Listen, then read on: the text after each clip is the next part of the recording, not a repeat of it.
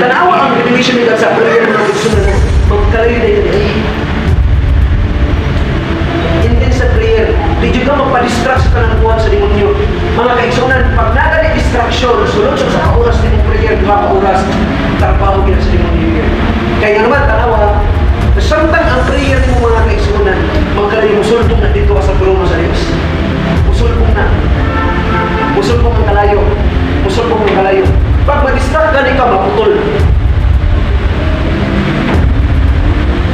O niya, pag musultong na dito mga kaigsunan, ang imong spirit, ang human spirit ni mo ha, o ang spirit dito sa langit, abot na dito ha, mag-pray na sa spirito.